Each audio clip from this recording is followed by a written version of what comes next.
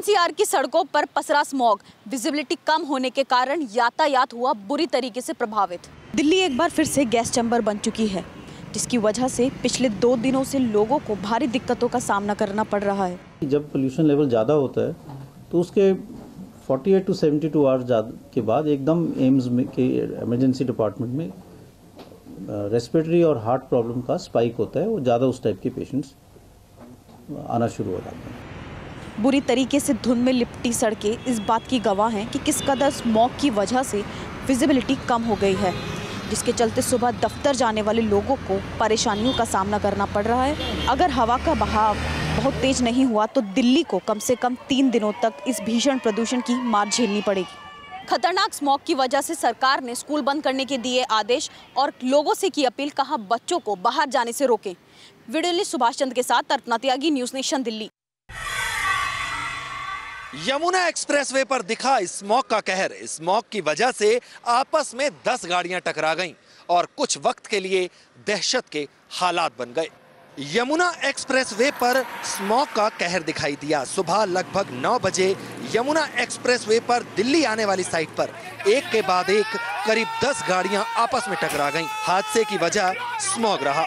सुबह स्मॉग की वजह से एक बस को अचानक सड़क पर काम होता दिखाई दिया, जिससे बचने के लिए बस ड्राइवर ने गाड़ी को बाईं तरफ मोड़ा, लेकिन इससे पीछे से आ रही कार संभल नहीं पाई और देखते ही देखते करीब 10 गाड़ियां आपस में टकरा गईं। चीख पुकार का माहौल बन गया। हालांकि इस पूरी घटना में किसी की जान नहीं गई, जबकि 5-6 लोग घायल जरूर हुए। फिलहाल पुलिस और एक्सप्रेसवे की टीम राहत का काम कर रही है, लेकिन ऐसे में जरूरी है कि अगर आप भी हाईवे पर निकल रहे हैं तो थोड़ा सावधान होकर रहें। कहा यह भी जा रहा है कि जिस जगह हादसा हुआ वहां पेरीफेरल एक्सप्रेसवे का काम चल रहा है, जिससे इस रास्ते को थोड़ा संकरा कर दिया गया। ठीक ऐसा ही हादसा दनकोर के पास भी हुआ। नोएडा से आगरा जाते वक्त 5 वाहन आपस में टकरा गए और उसकी वजह भी स्मॉग ही बना। राहत की बात यह रही कि लोगों को ज्यादा नहीं, हल्की चोटें आईं। वीडियो जर्नलिस्ट सुमित कुमार के साथ सूरज अरोड़ा, न्यूज़ नेशन। गुरुग्राम के रियान इंटरनेशनल स्कूल में हुए प्रद्युमन हत्या मामले में नया मोड़ आ गया है।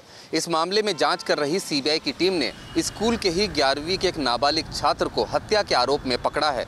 After thorough investigation based on scientific evidence, including inspection of scene of crime, forensic analysis, analysis of CCTV footage, analysis of various call records, and questioning of several persons, CBI apprehended the said student. CBI के मुताबिक आरोपी छात्र school में होने वाली परीक्षा और parents teacher meeting को टालना चाहता था, इसलिए उसने इस वारदात को अंजाम दिया। इस वारदात के संबंध में जांच के दौरान कई वैज्ञानिक सबूत भी सीबीआई को मिले हैं। सीसीटीवी फुटेज में भी आरोपी दिखा है। सीबीआई के मुताबिक सीसीटीवी में आरोपी छात्र चाकू ले जाते हुए दिखाई दे रहा है।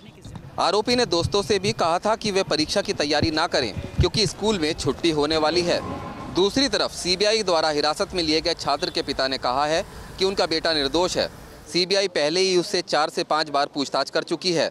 यहाँ तक कि गुरुग्राम पुलिस भी जांच के दौरान सीआरपीसी की धारा 164 के तहत उसका बयान दर्ज करा चुकी है और उनके बेटे ने ही सबसे पहले स्कूल के मालिक को इस वारदात के बारे में बताया था। मेरे बच्चे ने नहीं किया, मेरे बच्चे ने माली को बताया। प्रद्युमन की हत्या के बाद सबसे पहले स्कूल के बस कंडक्टर अशोक कुमार को गुरुग्राम पुलिस ने गिरफ्तार किया था। उस वक्त अशोक ने हत्या की बात कबूल की थी, लेकिन बाद में वे अपने बयान से पलट गया था। अशोक ने कहा था कि दबाव में आकर उसने हत्या की बात स्वीकार की थी। यही बताया कि मैंने नहीं किया, मेरे पे ऐसे मार पिटाई की है, इतने इंजेक्शन दिए। प्रद्युमन हत्या मामले की जांच कर रही सीबीआई की टीम ने गुरुग्राम पुलिस की जांच के तथ्यों को पूरी तरह बदल दिया है। बड़ा सवाल ये है कि आखिर किस आधार पर गुरुग्राम पुलिस ने स्कूल के कंडक्टर को हत्या का मुख्य आरोपी बताकर गिरफ्तार किया था। सूत्रों के मुताबिक प्रद्युमन हत्या मामले की जांच कर चुकी गुरुग्राम पुलिस की टीम भी अब सीबीआई की जांच के घेरे में है। वीडियो जर्नलिस्ट नवीन चौहान के साथ Rumanullah Khan, News Nation, Delhi. IndiGo airlines के यात्री के वायरल वीडियो के सामने आने के बाद अब नागरिक उड्डयन मंत्रालय ने डीजीसीए और एयरलाइन से मांगी रिपोर्ट। कहा यह सब बर्दाश्त नहीं होगा। 21 दिन पहले इंडिगो की फ्लाइट में चेन्नई से दिल्ली आए हवाई यात्री के साथ मारपीट का वीडियो वायरल होने के बाद इस मामले पर नागरिक उड्डयन मंत्रालय ने डीजीसीए और इंडिगो एयरलाइंस से डिटेल रिपोर्ट तलब की है और कार्रवाई की बात भी की है। In a civilized society, there is no place for fisticuffs, and fisticuffs of any kind are to be condemned. इस मामले पर आज इंडिगो के मालिक राहुल भाटिया ने कहा कि 2 दिन में वो रिपोर्ट और वीडियो मंत्रालय को सौंपेंगे। So we are going to submit a report to the government, which will be made public to the press, and then we'll say it all. इस मामले के सामने आने के बाद मंत्रालय ने निंदा तो जाहिर की है, लेकिन तमाम सवाल खड़े होते हैं एयरलाइंस की कार्यप्रणाली पर। और सवाल इस बात को लेकर के भी है कि क्या नो फ्लाइंग लिस्ट में सिर्फ यात्री ही होने चाहिए। वीडियो हरीश शर्मा के साथ सईद आमिर हुसैन, न्यूज़ नेशन, दिल्ली। नोटबंदी के 1 साल पूरे होने पर भारतीय जनता पार्टी पूरे देश में इस दिन को काला धन विरोधी दिवस के रूप में मना रही है। 8 नवंबर 2016 को 8:17 पर प्रधानमंत्री नरेंद्र मोदी ने नोटबंदी का ऐलान किया था। ये एक ऐसा फैसला था जिसके बारे में किसी को कोई जानकारी नहीं थी। इस फैसले को 1 साल पूरे हो चुके हैं। बीजेपी इसे एक ऐतिहासिक फैसला बता पूरे देश में जश्न मना रही है। 9 राज्यों में बीजेपी के बड़े मंत्रियों को ये जिम्मा दिया गया है कि वो जनता को नोटबंदी के फायदे गिनाएं।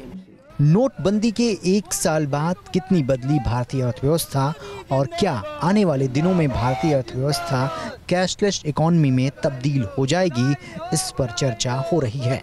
सरकार नोटबंदी के फैसले को एक ऐतिहासिक कदम बता रही है। वहीं विपक्ष इस दिन को भारतीय अर्थव्यवस्था में एक काले दिन के रूप में याद कर रहा है। वीडियो जर्नलिस्ट अतुल के साथ रविकांत राय, न्यूज़ नेशन, दिल्ली। पटना में नोटबंदी के 1 साल होने पर विपक्ष का प्रदर्शन, तमाम विरोधी दल एक साथ मिलकर मना रहे हैं काला दिवस। नोटबंदी के 1 साल पूरा होने पर विपक्ष ने इस दिन को काला दिवस के रूप में मनाया। अलग अलग जगहों पर राजनीतिक दलों ने अपने अपने तरीके से प्रदर्शन किया। पटना से लेकर दिल्ली तक प्रदर्शन का दौर तेज रहा। आम आदमी पार्टी ने दिल्ली में इस दिन को धोखा दिवस के रूप में मनाया और तमाम कार्यकर्ता और कई विधायक सड़क पर प्रदर्शन करने उतरे। वहीं पटना में भी देखा गया कि आरजेडी और कांग्रेस के कार्यकर्ताओं ने अपने अपने तरीके से प्रदर्शन किया। कुछ जगहों पर साथ में मिलकर ये पार्टियां प्रदर्शन कर रही थी, तो कुछ जगहों पर कांग्रेस के युवा कार्यकर्ताओं ने अर्धनग्न प्रदर्शन कर केंद्र के खिलाफ अपना रोष जाहिर किया। तो नोटबंदी के खिलाफ बिहार में विपक्ष ने एकता दिखाने की कोशिश की। लालू यादव काला धन पर अब केंद्र से मांग रहे हैं हिसाब, और कोशिश ये है कि आने वाले दिनों में ये मुहिम केंद्र सरकार के खिलाफ चलती रहे। विजय स्वतंत्र के साथ रजनीश सिन्हा, न्यूज़ नेशन, पटना। कांग्रेस उपाध्यक्ष राहुल गांधी ने दावा किया है कि कांग्रेस का जीएसटी के बारे में कोई भी सुझाव नरेंद्र मोदी सरकार ने नहीं माना है। राहुल गांधी ने कहा कि जीएसटी का सिर्फ एक ही 18% स्लैब होना चाहिए। जीएसटी ने और नोटबंदी ने इनको खत्म कर दिया है, टांग तोड़ दी है। उनके शब्द हैं, टांग तोड़ दी। 5 लेयर्स की जीएसटी नहीं चल सकती है। 18% का कैप कहा था हमने, वो नहीं रखा, उससे नुकसान हो रहा है। नोटबंदी के 1 साल होने पर कांग्रेस उपाध्यक्ष राहुल गांधी गुजरात के सूरत में आए। राहुल गांधी ने टेक्सटाइल और डायमंड मार्केट के व्यापारियों और मजदूरों से सीधे बात की।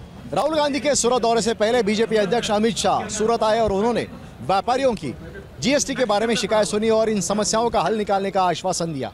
जिस तरह से बीजेपी अध्यक्ष ने ये कवायद किए, उससे साफ जाहिर होता है कि राहुल गांधी के सूरत दौरे को बीजेपी हल्के में नहीं ले रही है। वीडियो जर्नलिस्ट राजेश मालकर के साथ सुभाष शिर्के, न्यूज़ नेशन, सूरत। हिमाचल प्रदेश में कल होने जा रहे मतदान के चलते बढ़ाई गई सुरक्षा व्यवस्था। अर्धसैनिक बलों के साथ पुलिस जवानों की भी की तैनाती। हिमाचल प्रदेश में चुनावों के मद्देनजर सुरक्षा व्यवस्था कड़ी की गई है। अर्धसैनिक बलों के साथ पुलिस जवान और होमगार्ड की भी तैनाती की गई है। हिमाचल प्रदेश के साथ लगते बॉर्डर एरिया में सुरक्षा को काफी पुख्ता किया गया है। अर्धसैनिक बलों की 65 टुकड़ियां तैनात की गई हैं। वहीं हिमाचल प्रदेश के 11,500 जवान और होमगार्ड के 6,400 जवान तैनात किए गए हैं। बॉर्डर पर जितने भी हमारे वल्नरेबल पोलिंग स्टेशंस हैं, सभी पर पैरामिलिट्री फोर्स को तैनात किया गया है। इसके साथ साथ जो स्ट्रांग रूम्स बने हैं, जहां ईवीएम्स को रखा गया है, उन सब की सुरक्षा के लिए 3 चक्रीय सुरक्षा घेरा हमने बनाया है, जिसमें पैरामिलिट्री फोर्स, स्टेट की आर्म्ड पुलिस और डिस्ट्रिक्ट पुलिस तैनात रहेगी।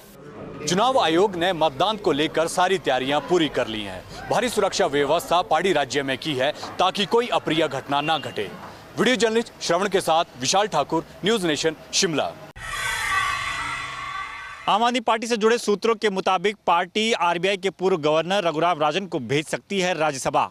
आम आदमी पार्टी अगले साल होने वाले राज्यसभा चुनाव में पार्टी के बाहर के लोगों को टिकट देने का प्लान बना रही है, ऐसा पार्टी से जुड़े सूत्रों का कहना है। दरअसल दिल्ली से भी 3 राज्यसभा सांसद चुने जाने हैं और इस वक्त आम आदमी पार्टी की दिल्ली में सरकार है, इसलिए यह फैसला आम आदमी पार्टी का ही होगा। पार्टी से जुड़े सूत्रों के मुताबिक आरबीआई के पूर्व गवर्नर रघुराम राजन को पार्टी राज्यसभा भेज सकती है। हालांकि साथ साथ अटकलें ये भी हैं कि पार्टी प्रमुख और राज्य के मुख्यमंत्री अरविंद केजरीवाल भी राज्यसभा जा सकते हैं।